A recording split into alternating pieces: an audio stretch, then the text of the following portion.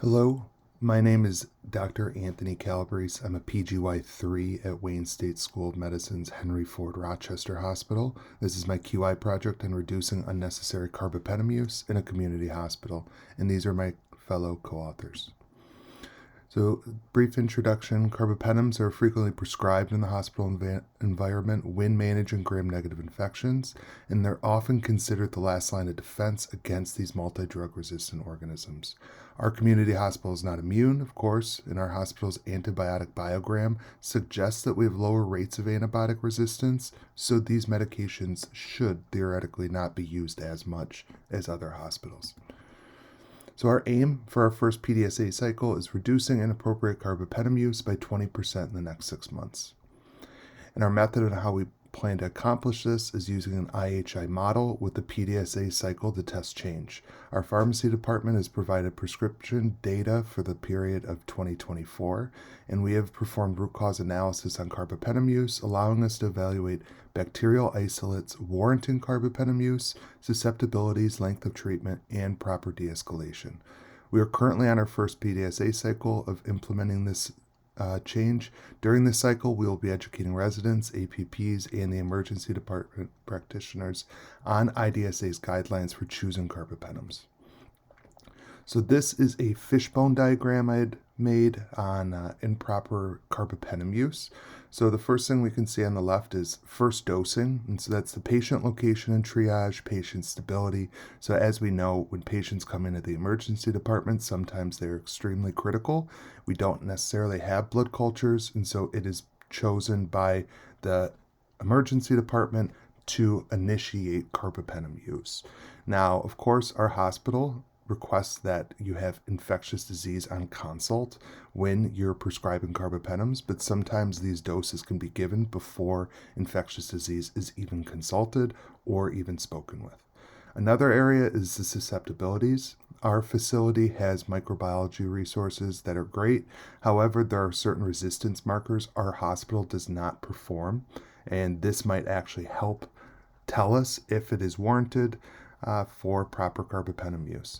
And then, of course, timely specimen collection and processing, and then timely microbiology follow-up and physician notification. So these are those areas where, maybe there's physician handoff at 7 p.m. It should be firmly documented that, hey, we're still looking out for the final susceptibilities on blood cultures for a patient, and so that the night resident or the night team can know to follow up with microbiology.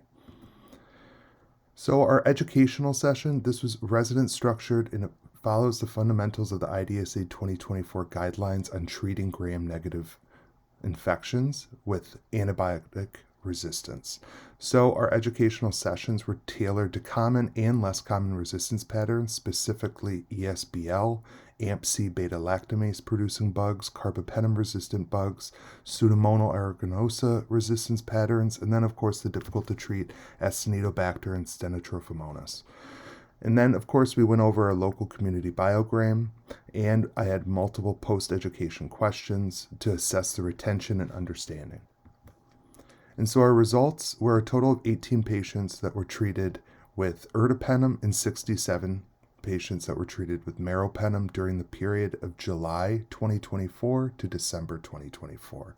Those are our two formulary carbapenems in-house, and then we actually excluded the ertapenem group because this is a medication that was predominantly prescribed on discharge when we had confirmed susceptibilities warranting the use of the carbapenem.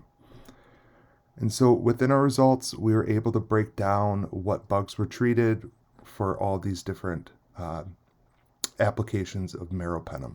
So specifically, ESBL was accounted for 54%. MDR Pseudomonas accounted for roughly 37%, and then the remaining 9% were the Enterobacter, Klebsiella, and Citrobacter bugs.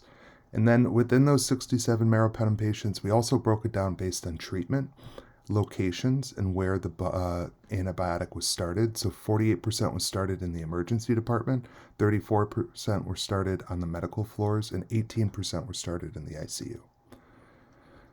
So our general goals for this project is to generally decrease inappropriate carbapenem use. Now, this can result in decreased costs for the hospital systems, which is great, but more importantly, reducing this type of use in antibiotic exposure can help stop this nationwide surge in carbapenem resistance among various bacteria.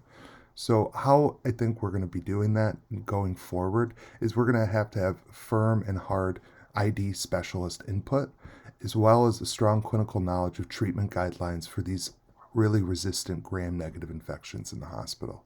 And all of this is crucial for mitigating and upholding our antimicrobial stewardship in the hospital setting, because of course our goal is to lessen the use of carbapenems, because these are our last line of defense when we're fighting very, very resistant bacteria.